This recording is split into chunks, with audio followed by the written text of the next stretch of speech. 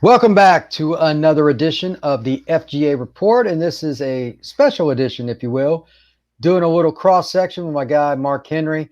He is a Dallas area resident, and we were together at this tournament this past weekend, and we've been talking a little Dallas, a little Louisiana, a little Houston, a little everything in between, and talking some cross reference with some of the Florida, Georgia kids we saw. Marc, thank you very much for coming on the show. How you doing tonight? Man, it's a privilege, man. Appreciate you for having me on again, Brian. You do a great job, man. I've had a chance to meet you the last couple of years, following you around at tournaments, reading some of your stuff. I appreciate you having me on, and the last couple of years, also appreciate you giving me a little game at the same time. Hey, no problem, buddy. No problem. Twitter is just a part of the nature of the beast, and that's what we utilize to put stuff out. So Yes, sir. I'm not a big Instagram guy, but I know that's part of it too for those that use Absolutely. it. We're going to talk about a few of the kids that you sent me. I just got my phone on here. You sent me a text with some of the information, and we're going to kind of go over some of these kids. A few of them I've actually, I didn't even know who they were until this past weekend, and that's why 7-on-7 is important. I keep saying this on every podcast. It's an extra platform to be exposed to scouts, period. Yeah. And you get to travel, see, college campuses, etc. So the first kid you got on there, I'm just going to go over this kind of brief because I think he's going to completely blow up, is Devon Walton, Gibbs High School, not that far from me. I live in Tampa. He is in St. Petersburg, Florida, just across the bay here in the greater Tampa area. He took it to another level. I thought he was the best guy I saw on day one. I mean, you can't be everywhere, but he was making catches on very good players. Another kid that's on this list amongst them. Man, this is the example of why you have to go and play at tournaments and go to see them to know who the guys are. Gibbs High School gets zero exposure, but he's catching touchdowns against every corner he went against, man or zone. Right. What'd you see from him, man? What do you think? Well, my mantra is get eyes on them, and you just can't get enough eyes on them during the season. Being in Texas, I'm all the way through Jerry World starting from August till we get to Jerry World in December, and a variety of games. My list of games usually depends on kind of what's going on. We want to see the bigger matchups, but we try to look for the diamonds in the rough. And this tournament. From Dedication and Respect Sports, I happen to be one of the scouts along with that. Shout out to those guys that do a great job of putting together these teams. And me being from Texas, I get jaded on seeing the talent in a certain perspective. But like we talked off camera earlier, I think I was waist deep in Florida talent, and this guy jumped off right away. You talk about a guy that's twitchy. The thing that's impressive is his strength off of the line of scrimmage. He doesn't get jammed. He doesn't let the DBs get in his chest. But he has the shake, that phone booth quickness to kind of set himself or get separation from the defensive backs. The game that he really kind of made an impression on me was against Prime Truth. A much heralded team down in the out of the Tampa area, out of the Florida area, that's been going around and making waves already early in the season. Went against some of the top corners, and we'll talk about some of those guys soon. But this guy was just amazing. Class of 2023, definitely impressed with him. He'll be playing on Saturdays, a Power 5 type guy. This is the guy that you want to get on your radar right away. In recruiting, sometimes it jumps up late. But again, back to in agreeing with you, especially about 7-on-7. And I've been an advocate for 7-on-7 for years because I've covered it. Scouted it, reported it on 7-on-7. That's my off season. I call it the second season. It's very important to these guys, not only development, but also just them getting the reps. And you can't get quality reps like they got this weekend. No, you really can't. The way he went out and competed on every play was the separator for me. And he's what I'm looking at his page now on Twitter. I'll just kind of put it up here. He's a kid that literally, I didn't know he existed. Right. Didn't even know he existed. And this is the page. And, this is the article here that I got highlighted up here. Yeah. prospects, to they emerge, and Florida he's the Elite. kid in the middle. Yeah, absolutely. that's not a team that gets any pub. It's just Right. not. They're just kind of a middle of the road thought of team. They ain't no more because with him on there and the other kid there to his right, and The quarterback. the quarterback and the little and receiver, the DB right there. yeah, Also, I got his he's from information Zephyr as Hills well. Christian or whatever, right down the road from Yes. me. Good Yes. Lord. I mean, that's a Yes. lot of good football players. So Right. that's why 7-on-7 is important. All those kids will play college in some variety.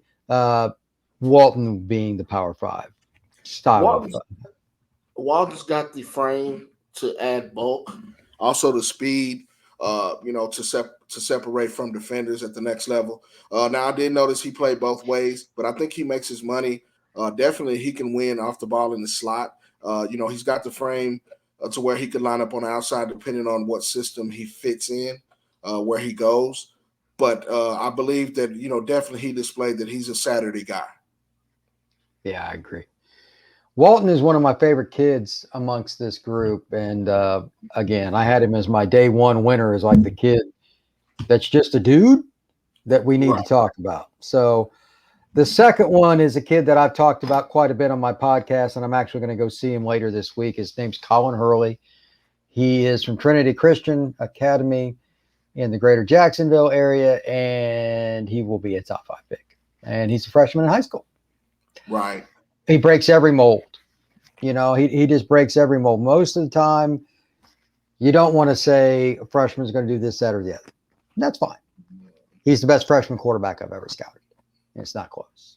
There isn't anybody even in the stratosphere. He understands what he has, and he's gained strength. He's gained muscle mass, and he's kind of figured out he's reshaped his body, all those things. He sent me a video the other day of him pushing a sled, like the ones you get down kind of low. With a Major League Baseball player on it. Yeah. It's crazy. 1,030 pounds on there, and he pushed it 20 yards. Different kind of kid. If you type in Colin Hurley on Google, you will. I'm not even going to put it. There's no need. His film is ridiculous. He's going to be a kid that's an NFL player. He already knows it. Right. And he's taken it in stride. I know him and his family well. They get it. Right. I just wish more people took the approach that Colin did, not only just work ethic, but not being mouthy. In Florida, we got a struggle bus with that. There are a lot of kids that are not very good, yelling across the line, and I'm like, man, that's going to end badly. Right. That's going to be the last thing you want to do is poke the bear, and the Florida kids a lot of times do it. Colin can throw the deep ball. He's got a gun. He'll throw the check down if necessary. Knows when to take off, when to add. I saw him in a game earlier this year throw it over the linebacker and in between the two safeties to a guy. He had about a box about like this, and the ball went right there, and the guy caught it, and he got hit by like 3 guys. Touchdown. Right in front of me. That's an NFL Joe Montana kind of throw, and he's 14 years old. So what did you see from him at the tournament this weekend that made you interested in him? Well, he came in, the first game was against Prime Truth with 24K. So, I saw him warm up. I noticed a quick release, the ability to drive the ball with his hips, the power in his hips, when he sets his feet in the pocket. I also had a chance to see some of the weightlifting thing we mentioned, pushing the pro Major League pitcher. He was deadlifting over 500 pounds. He's a physical specimen. But I think the biggest thing in having to speak with him, and I also spoke with his father, is his maturity. I also happened to see interview that he did locally with a news reporter from his local affiliate, and he was just well spoken. So he gets it.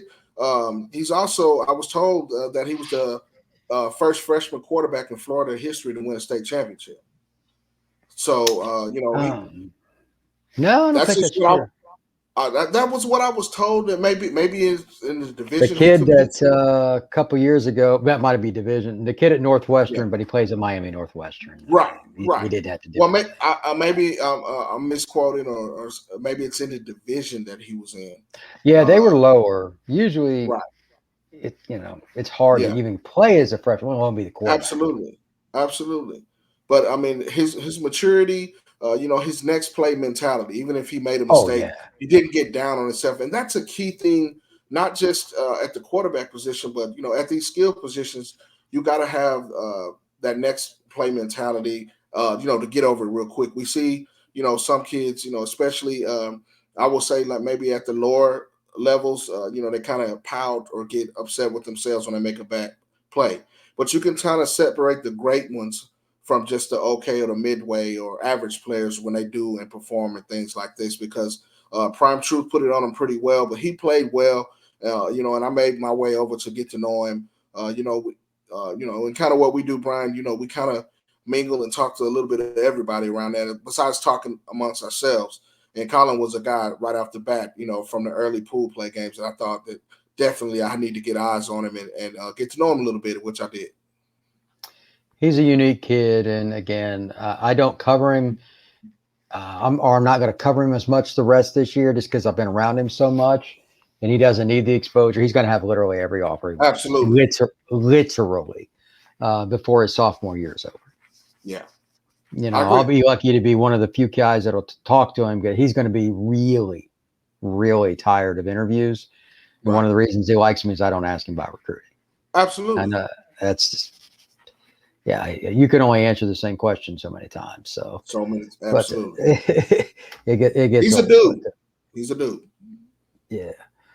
Next kid on the list that you have is an interesting one.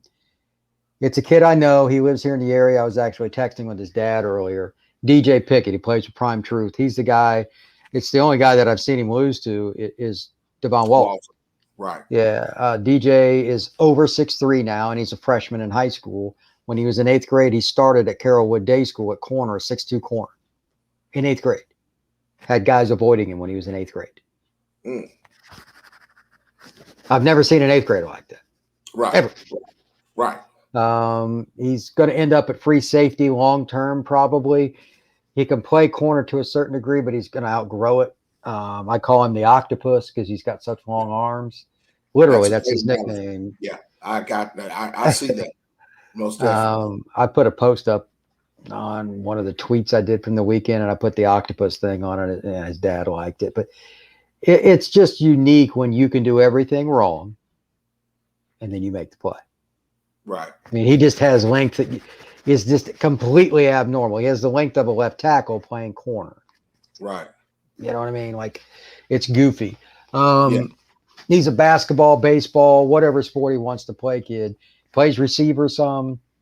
What did you notice about him at the tournament that made you think, hey, I got to figure this out? What's going on with this kid? The immediate thing that you see about him is his arm length. Like you said, it's like a guy with 8 arms, an octopus, like Dr. Octopus from Marvel Comics' Spider-Man.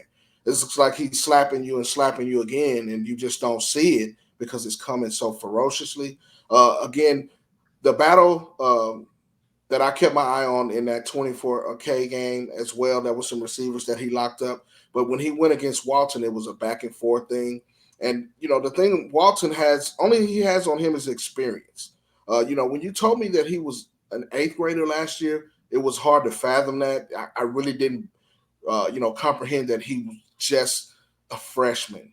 And he has so much upside and potential. I mean, at the collegiate level, these are the kind of corners and DBs that they covet, that they really, these are the kind of guys that get in-house visits from the Sabins, the Texases, that'll come all the way to Florida to get these guys.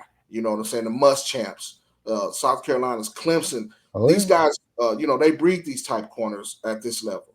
And he fits the mold. I mean, but, when I got a chance to speak with him, and you had already informed me that he was well-spoken and very nice, very approachable, put it that way.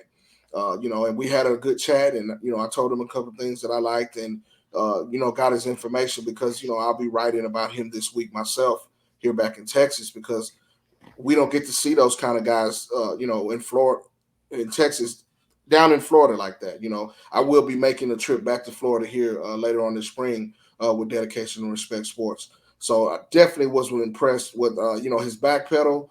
He got in it quickly. One thing that he did is he kept a good base. He didn't get beat because his feet, sometimes those long, lengthy guys are not coordinated at such a young age, and they get their toes and feet crossed trying to, turn their hips if they're not coordinated and mature, body-wise at his age. But he seems to already be a step above that. And the thing, Brian, that in talking to people about Florida, here in Texas, we don't have it where they play varsity athletics in the 8th grade. They're still in middle school competing at that level, maybe in the TAPS or, private school areas, but not very often do you see a varsity athlete in the 8th grade here in Texas. So that's what I think that separates, Texas and Florida a little bit, is you get these guys going up to the varsity level at an early age.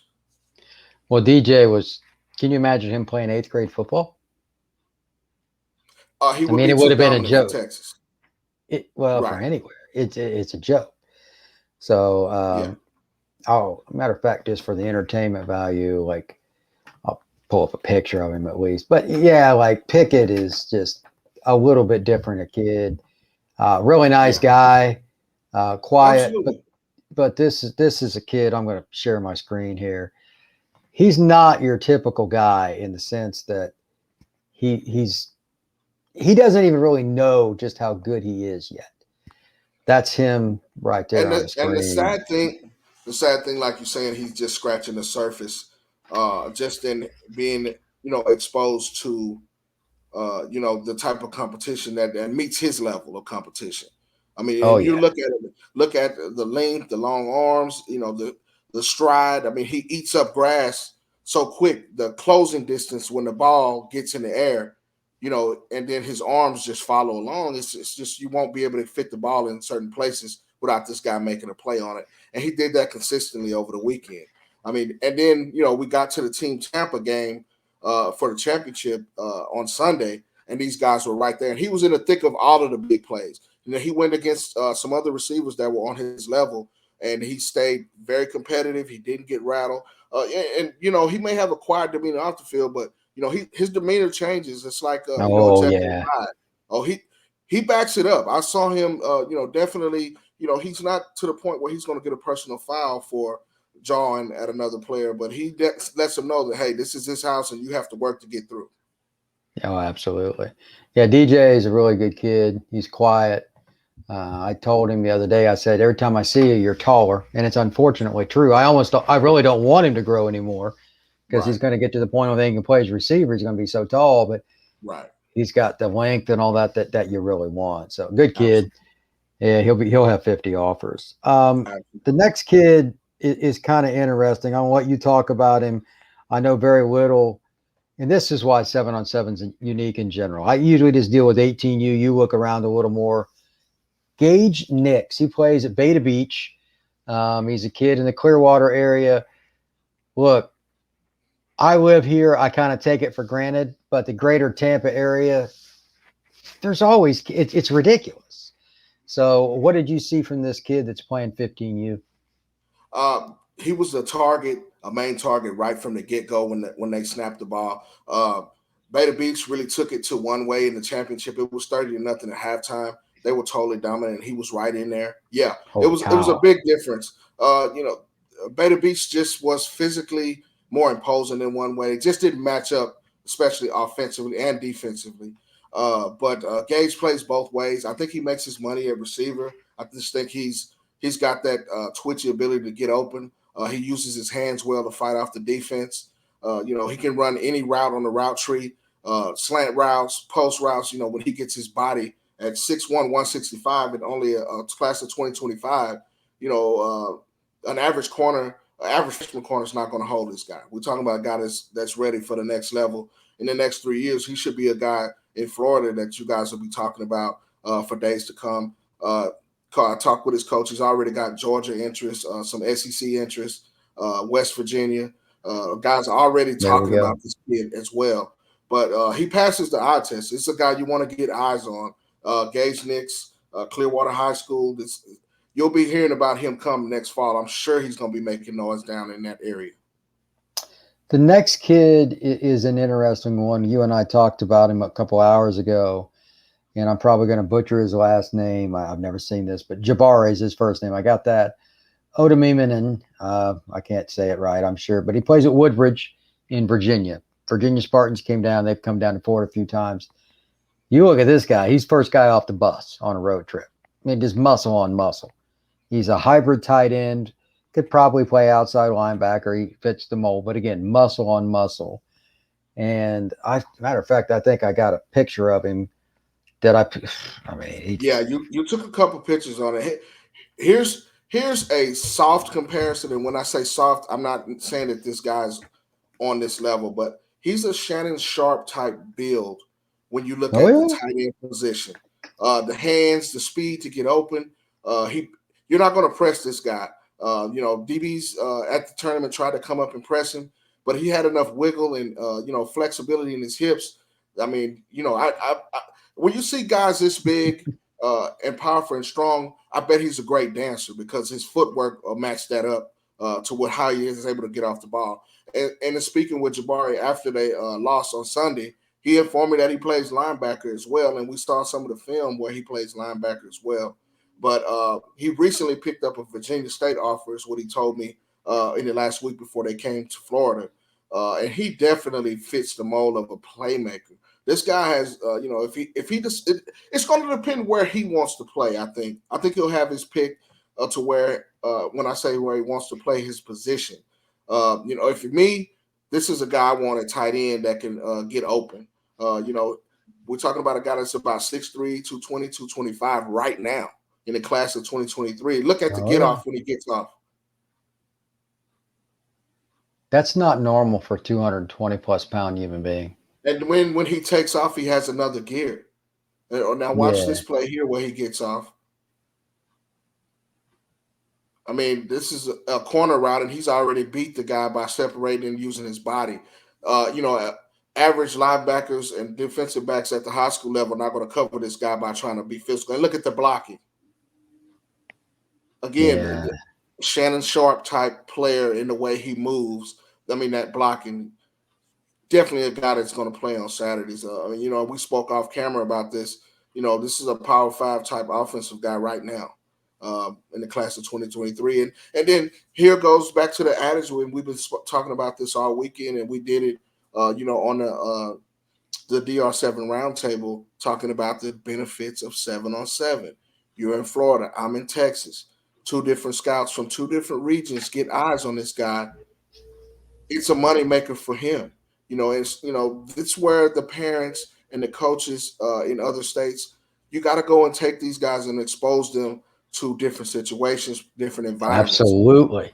The Florida guys are a little more chippy. They're a little more physical in a 7-on-7 tournament that he may see in his own area. And he's not going to play against that type of competition week in and week out in Virginia, whereas in a Florida or a Texas, in the 6A or 7A ranks down that way. And look at the catching ability, the catch radius, long arms.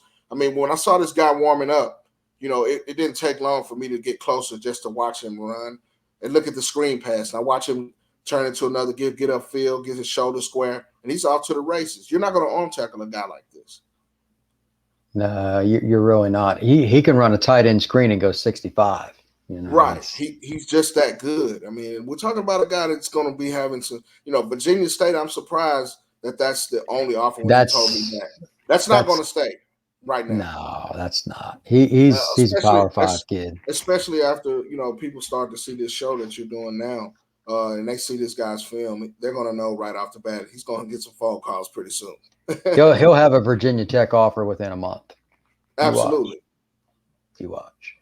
The next kid, I don't know if he's as imposing as Jabari. That kid's really impressive. But we have kids come in all the time that are interesting, but then you have kids you just got to see them play because of their position. Right. You watch Team Tampa and you watch Tanner Helton. I don't know a ton about him. He plays at North Fort Myers, which is a tradition-rich program. Deion played there. There's only one Deion in football. Absolutely. What did you see about him at the 6'5" quarterback coming up? Let's see, Tanner is 2024. 24? Yes, sir. I mean, he's got 2 years and he's a 6'5" kid. I'm not saying he's a godsend. I only saw him play just a little bit. What did you see? From warm-ups, and I went over and talked to him, and I went over and talked to Coach. I said, Coach, who is this guy? because when he walks up, he's got an imposing figure, big, broad shoulders, long arms, and that erect. Some quarterbacks you can see they have that erect posture about them, and they, you see quarterbacks, they're licking their fingers and they're spinning the ball a certain way. Sometimes that's a falsehood, but this time it's not. He passes the eye test. But when I saw him spin it is when I started to get closer just to kind of watch him warm up. And he wasn't even starting that game. He was like, hey, coach, I'm not starting this game, but I'll be starting the next one. And I was like, okay. So I said, look, I'll be around and I'll get a chance to see you. He can spin it. He can make all the throws on the route tree. Confidence is there. I was, the big thing or the good thing about the dedication and respect sports DR7 tournaments, as you do as well, we kind of get a chance to walk and listen to these guys in the huddle, listen to the coaches interact, and him interact with the other players in the huddle. That's big because those are things that people get goggles on or get specs on from a scouting perspective to see how he interacts. Very smooth, doesn't get rattled. He makes a mistake, he jogs back off, and he's coachable. The coach was relating to him. In the huddle, they want to do this. They kind of call 2 or 3 plays. He's got this read and this read. And he executed that. They didn't end up finishing well, on Sunday, but on Saturday, he proved the point. And then, Brian, I come back a couple of games later, he's out playing wide receiver. He's got athletic ability. Yes, he was lined up like a tight end, caught a couple of passes. Long, rangy, he could do them both. I think he makes his money at quarterback. I'd like to see the film as well. I haven't had a chance to dig up his film yet. But I think, he definitely shows that he has the where to spin it. And I think I'd seen Connor last year down at the tournament we had in Tampa because I remembered his face, and he was, I think he's a 25. Yeah. Yeah, he's a 2024. So he was a freshman in, but I don't think he was spinning it like this. I mean, he's definitely got, the capability to be a next level quarterback. Now, whether he's getting the reps and getting that time to do it, that's the big thing. He just needs more time to get eyes on him, and I think he'll be a guy down in that area that'll make some noise soon. Oh, well, I'm glad that's the case because we need more quarterbacks here in the state of Florida to really kind of make it. Next kid is an Atlanta kid, played for Bully Max. This kid made some catches that were dynamic. I'll pull up a clip here in a minute for fun, but just speed, just quickness. That one clip you did, it wasn't even a long one. You sent it to me. He goes inside, gets the kid to completely commit, and then he goes 180. Right. And then he's, it's only a 5-7 yard game, but it's like there's nothing you can do. Right. I mean, you have no chance to defend that. Absolutely. And that's the difference. His name is Deandre Buchanan. He plays at Carver in Atlanta. It's an inner city school. They don't necessarily get the most exposure per se, but I'll pull up his film or his picture at least. And there's some pretty good videos that he had that we tweeted and some other people. Man, is he just a dude or what? Yes. Well, going into when they came up to play, I had a chance to talk with his coach, Coach Ed. And I was, in what we do, we interact with the coaches, and sometimes the parents, but I was happy to talk to the coaching staff. And hey, coach, who do we need to watch? I'm a scout from Texas, Dedication Respect Sports. He was like, hey, watch this guy. He's a 3-star in Georgia. You're going to love him. And off the bat, this guy was must-see TV. And as you saw in the clip where I sent you, a lot of times when you're scouting or looking at film, it's not always about the big catches, or especially when you're evaluating a position. You want to see how he moves in space, in short spaces. We call it a phone booth sometimes. Is he able to get off the ball? How does he stretch the defense? Him and they lined him up in the slot. They lined him up outside. This kid has the wiggle, like, how you used to eat the jelly worms and stuff, and you kind of shake it like that. That's the kind of adage that you have with this guy off the ball. And as you can see in the clip that you pulled up earlier, I was watching the podcast with the fellas from Daily Night earlier. He's got it, man. And this guy's going to be, a problem in the slot. And, you and I were talking as the games were going on Sunday. I think he picked up an offer from Louisville as a DB, and he really wants to play offense. I think he's going to get that opportunity. He's a Saturday guy. We're talking about a guy with a compact build, strength to get off the line. And then I had a clip where he came all the way across the field. Watch this one-hand catch. Look at the explosion, the concentration. He never takes his eye off the ball, even with the defender in his chest. One hand, looks it in, and then he looks down. If you peek, Brian, he peeks to see where if he has to get in right there. That's awareness. That's football IQ as well.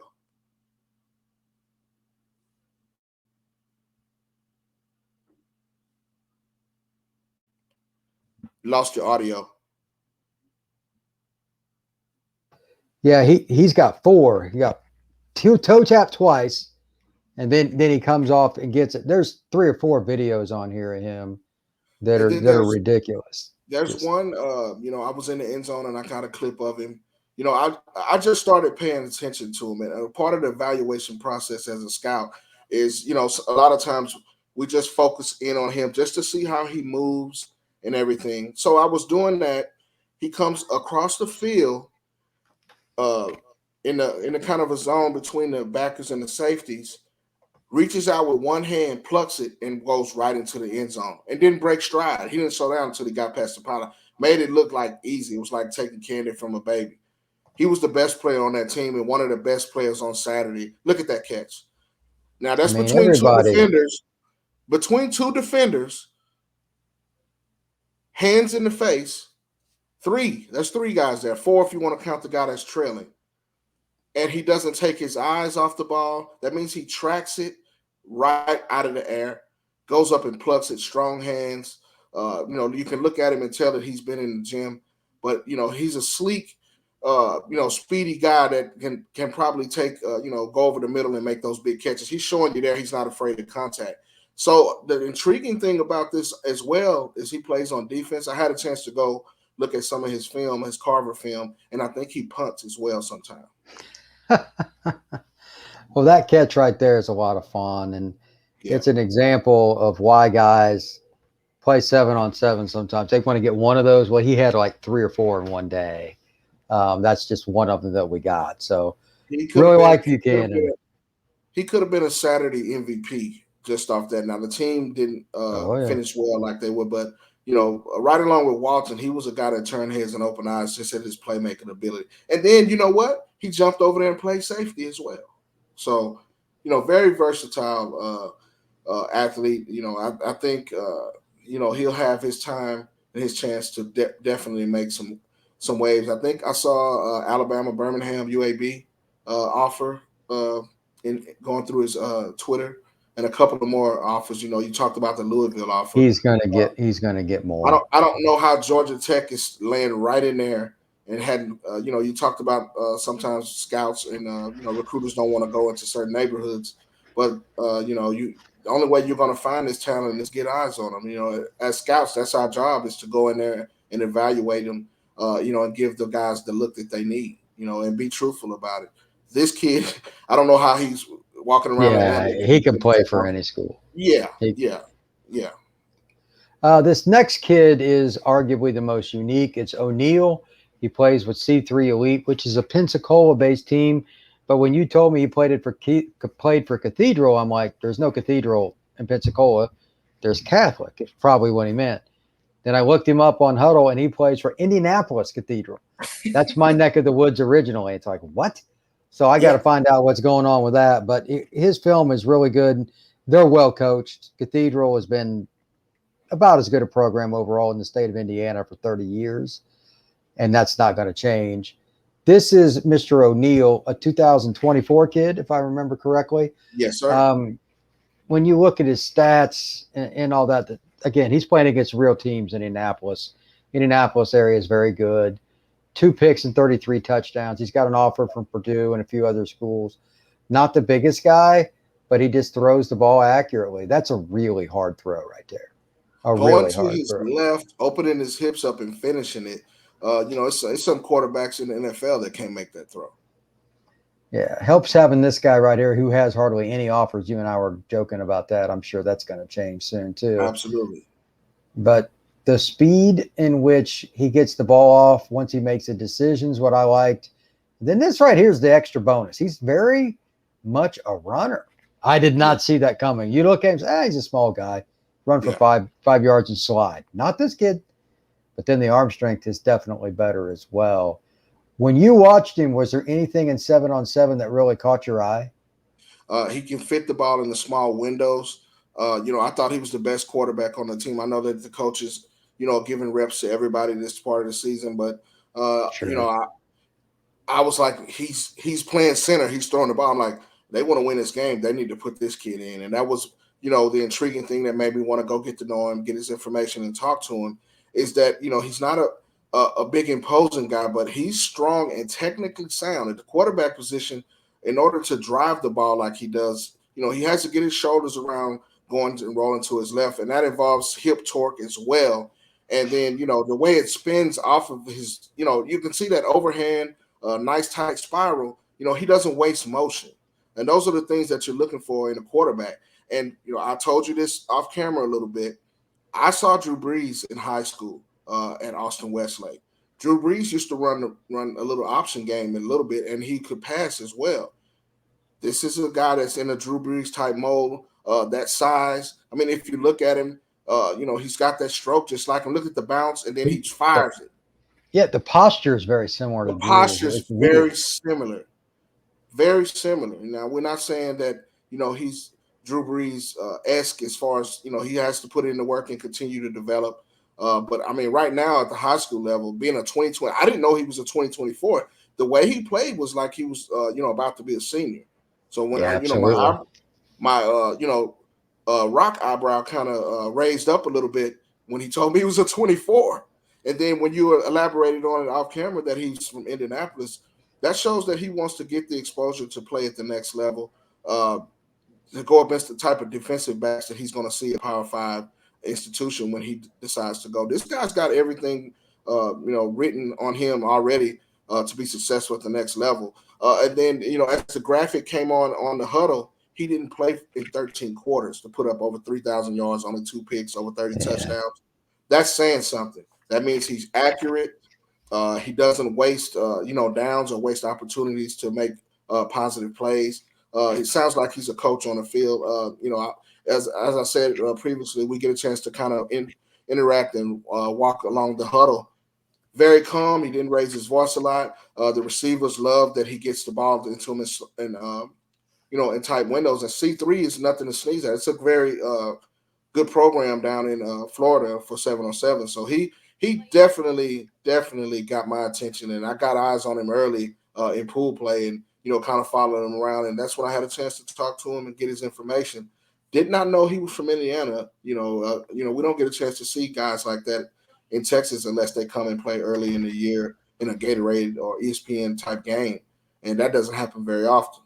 This kid's got what it takes to be, one of those guys. He's going to be a top quarterback in the class of 2024 when he comes out. I would gather to say Elite 11, Under Armour, All-American type Oh, kid when he comes. absolutely. Absolutely. The next kid I don't know much about. When I got the text from you, he's playing at a school that's common to me, Ocala Forest High School. Last name is Poole, Vamel Poole. But what did you see from him? Because I didn't see him play at all. He plays with Showtime All Stars. I was around. What's his deal? Like, is he a runner? Is he a passer? Is he both? What's his deal? Well, this was the 15U ranks. We're talking about a guy that's in the class probably in 2025. I saw his length in his arms, but he spins it. Once he sets his feet, he's got a cannon on him, and he has a tight spiral on his deep ball. He can place it in the corner if he needs to. They didn't end up advancing. They were in the semifinals when I was walking over to see him, and when I saw him spin it, that immediately jumped off, and that's the reason I had to step over and kind of get to know him, get his information. He didn't have much film for me to go on his Twitter yet, and he told me that he was going to be uploading that this week. But he can spin it. It's definitely somebody you might want to get eyes on in the future. From the way he moved, it looks like he can run. I needed to verify that by looking at his tape, which I didn't have a chance to get around to. But he can spin it. The arm strength and the arm talent was what I noticed about him, and I was like, I got to find out who this guy is, because I didn't see him on Saturday, and I saw him on Sunday, and he was making those money throws. He sets his feet, and it comes out like a rocket. Definitely a strong arm talent, and very long arms and lean for a guy, in the 2025 class playing Right. 15U division. I think he had the arm talent to play at 18U if that's what he wanted to do.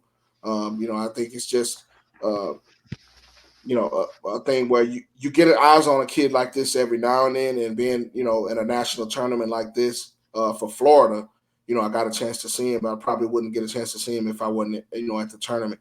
Probably when we come back, hopefully, when we come back for Dedication and Respect Sports back to Florida here in the near future, definitely a kid that we definitely have to get eyes on again and make an introduction. You might want to know this name. Yeah, that's good to know. The last kid is somebody I actually had on my show recently, Mr. Pearson. He plays at Gulf Shores High School. He plays for Gulf Shores Athletics, one of the deepest pocket 7-on-7 groups in the country. And they're just getting rolling. This is year 2 for them that they're really getting going. Yeah. He can play running back or receiver or safety, whatever. He played some corner. He's a good athlete. He's a little over 6 foot. I'd say he's closer to 6'1", 180, 190 pounds. Can make guys miss. He made a couple of plays that I saw in the tournament this weekend that were impressive, one of which was a one-handed catch in the back of the end zone. He just took it off a kid because he stacked him. He separated himself from that DB and then kind of just let his shoulder do the work until the ball got there. He kind of beat the ball to the spot, but one-handed it. And anytime you can do that, we got a ball player. But he has a physical nature to him. His attitude says to me defense. I don't know if he can play corner long term, but I think he could be a strong safety with his physicality, and he could be a running back. He can do a little bit of everything, but he's just a well-built kid. And for people that don't know, Pensacola to Mobile, anywhere in there, there's going to be a player at pretty much every school. Julio Jones is from Foley, just to use it as an example. Kenny Stabler, way back in the day, Foley, Alabama. It's not that far from Pensacola. It's about 30 minutes from the water, the Gulf of Mexico. That area is just loaded. You're going to see a lot of kids come out of there. Blunt High School, Daphne. Daphne's got a young quarterback in that area that plays for Gulf Shores. He's a freshman right now. He's got a cannon. The freshman class, by the way, of quarterbacks, good to go down here in the Southeast. So I'm very happy about that. What did Pearson show you that excited you about his game? The first thing from the eye test is his compact build.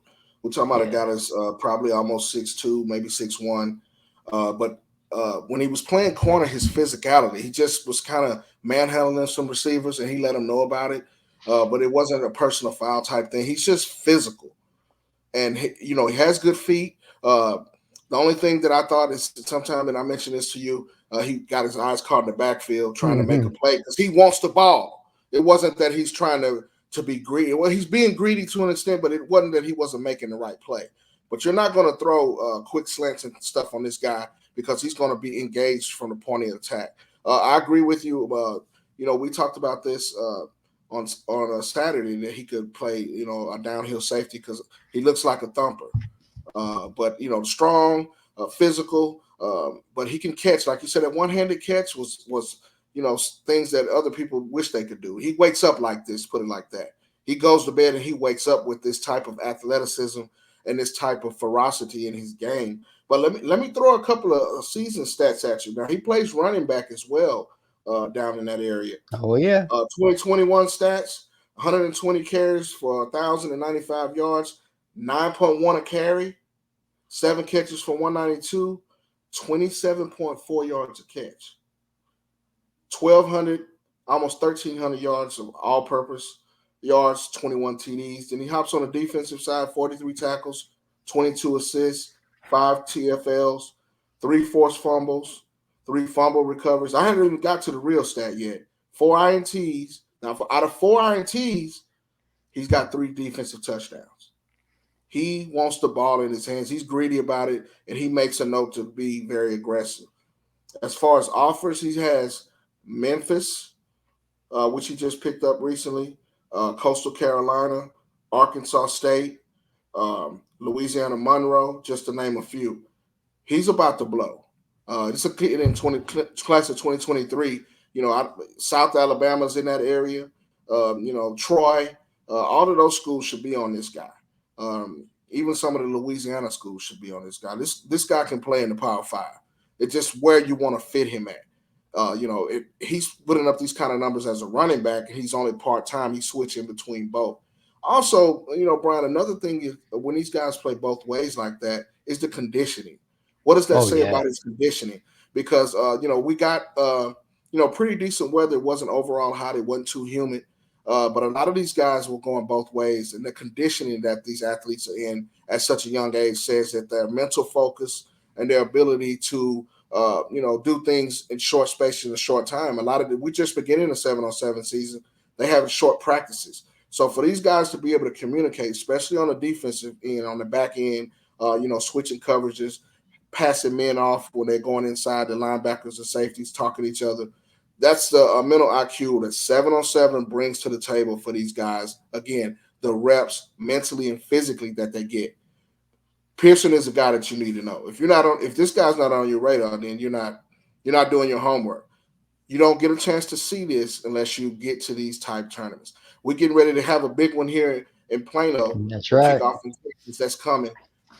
The buzz is already starting to jump for that one. By the time we get to Friday, it should definitely be thick, like some gumbo down in that type of area. The roux, you stir it up, and you get that thick roux for a good gumbo with the shrimp and the crawfish and the rice and the crackers and stuff. This is the type of player that you want. I had a chance to talk to the coach. He's playing with Mbakwe and Ronnie Royal, two players that are getting a lot of notoriety, who I was super impressed. This is the first time I got a chance to see this team. Shout out to CJ Gilbert from Unlock Your Game. He's one of the guys for DR7 as well. He's highly on it. He's in Alabama, and he was heavily on these guys. Talked about him, on the show with us as well.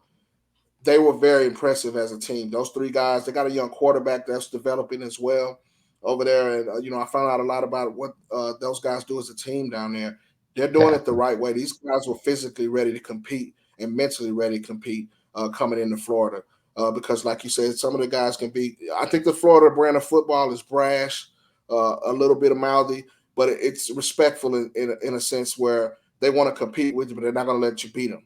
But they're going to tell you about it. And, you have to go home to mama and tell them, hey, I took this L from a guy from Florida, and this is kind of what they do down there. I was super impressed overall with the talent. We had talked Friday before we went into Saturday. Your anticipation is, I want to see what we got. On the show that you guys had, you said probably 50 Power 5 guys that you saw in the weekend. This was a lot of talent out there this week. And shout out to Dedication and Respect Sports for putting on a great tournament, bringing this kind of talent into one setting. I believe that guys from the big schools would have been extremely happy of seeing some of the talent and competition that we had a chance to get eyes on this weekend. I completely agree. As a piggyback off what you said and something I mentioned to you at the tournament, and since we've been on the phone prior to this, I'm really anxious to see Team Grind, Dallas team, Ishmael, if I remember, I can't remember his name. Muhammad. Yeah. The corner. He was at IMG. He came back home and they won state this year. We're talking about a guy that he's a shutdown corner, long length. But the biggest thing is he's like, you ever got sticky glue when you were trying to put those puzzles together when you were a kid in kindergarten? You just can't shake him off. This guy's a sticky corner, and he wants the ball, and he tackles well. He tackles like a safety. Shout out to Coach Todd at South Oak Cliff. I happen to know that program well, and we got some big things coming. I won't give it away coming up this weekend for the roundtable that involves South Oak Cliff. So you may get a chance to meet some of those guys up front on Friday when you come in. But we're talking about it's several guys on that defense that have started to gather a lot of interest. But Team Grind, shout out to those guys. Got a chance to meet some of those coaches before the 7-on-7 season starts, and they have a very special relationship with the South Oak Cliff program. and they're mentoring these guys as well as training them and helping them to be elite athletes on and off the field. But Muhammad is he's that dude, and he knows he's that dude, and he performs at a high level. And he's got, I believe Notre Dame was high on this list the last time I checked. I know that they've been, after him, something fierce. So, we're going to see if we can make this happen where you can see him. I'm pretty sure that they'll be playing, but we'll confirm that this week, when we talk again. But yeah, definitely a guy that you want to see. When you talk about DBs that you're accustomed to seeing in Florida, he fits that That's mold. right. I was thinking today to myself, I'd love to see a Texas versus Florida type tournament where we get those guys, the Team Tampas, the Showtimes. Man, yeah. we get the fast Houstons, the Team Grinds, the True Buzzes, Texas Ice, 940 Elite, C-Stat. Well, they lost my guy. He committed to U of H last week. One of the best quarterbacks I've seen. Yeah, he committed to U of H. Yep. Walking on, or they give him a scholarship? I think they gave him a scholarship. But, Dana Holgerson is, he's been a quarterback whisperer a little bit of taking guys that were a little bit undersized in that offense and kind of, they've had a successful collegiate career. So, he fits that mold. He fits it. And he fits what they do in the spread offense. But Jet Huff was one of the best high school quarterbacks I've seen. And you saw C-Stat operate on a level that at the 7-on-7 circuit that's just unbelievable. Jet Huff doesn't have a coach, and it's kind of like baseball. He's kind of like, and they go out and run it to precision. One of the best quarterbacks I saw, and I got a chance to see him at state. They end up losing to Katy Paytown. It was an overtime game. I was right there on the field, and they lost it. But Jet Huff played a great game. The thing that separates Huff is his mental, accuracy, his football IQ. Anytime you can do that, a lot of times quarterbacks get rattled, and when you get into the big time 7-on-7 tournaments that we're accustomed to seeing, the glitz, the glamour, the parents, the atmosphere. It's almost accustomed to a Friday night type atmosphere, but closer. Jet doesn't get rattled, so I thought that was a great get. Maybe a sneak pickup, depending on if U of H goes to the Big 12 or not. Jet Huff could be right in the center of resurgence down in the Houston area for the quarterback position. There you go. Yeah, just as a prelim, before I did this podcast, I had Harrison Smith on my podcast who runs Tight Action. And I said, I want to get you and a few of the other teams, C3 Elite, it could be Pro Impact, it could be SFE, whatever. Some of the Florida teams that go to Texas this year, I'd like to get it all at once, but I know logistically that's not the easiest. Maybe 24K or Team Tampa. There's a lot of different teams that could go, and we would have some fun. I think that I've heard in the wind you may get your wish, not maybe so as billed as a Texas, Florida, but some of those teams, yeah. Yes, just a precursor. That's what I've heard rumblings, traveling around in the circuit that, back in Florida as well. It's a big one coming up. Team Tampa may be involved as well. So I think we'll get a chance to see that. It's just if we can get the guys in a central location, I would love to see that, and you were, big in telling me about Team Tampa. And when we got to Sunday, that was a totally different team. There was another Team Tampa that I'd seen in the ATU ranks on Saturday. This was totally different. I guess they had 2 or 3. They always play an underclassmen team because that team gets their butt kicked now, but they get exposure the next year. Yeah. They know what they're doing. That's an organization. The prime truth, Team Tampa, you don't see that on Friday nights that competitive. That was a battle. It was Tampa, intense. Where I'm at, it's got dudes. Yeah, I'm coming to find out, and that's what I've been hearing, going around on the 7-on-7 circuits and getting a chance to scout these guys. We're starting to hear that, the Tampa area, Tampa and Orlando is what I heard outside of Miami. They got some of the best high school football in the country. Absolutely. It's unbelievable. The I-4 corridor is insane between St. Pete and all the way over to Cocoa, really. It's not really interstate there, but it's just out in the country all the way over to the other bay or the other ocean. There's a player in every town. Every town. Absolutely. Lakeland played Lake Gibson this year. There were 10 DBs in that game that will play college football. Wow. Wow. That's not even a major city. Wow. Wow. Well, this was definitely worth the trip. I guess you kind of heard that we had to kind of college road trip it and pull the wagon down there, so to speak. And it was well worth the trip. Like I said, I was waist deep in Florida high school football and thoroughly enjoyed it this week, and definitely got a chance to get eyes on some guys that I'll be writing about this week. Absolutely. Well, Mark, stay with me here for a second. But for those of you out there watching, please like, please subscribe, and hit the notification button. As Mark knows, this is a business where it's all about exposure. The more you send out, the more kids we can expose to the opportunity to be recruited. So thank you very much for coming on and checking us out. We will see you soon.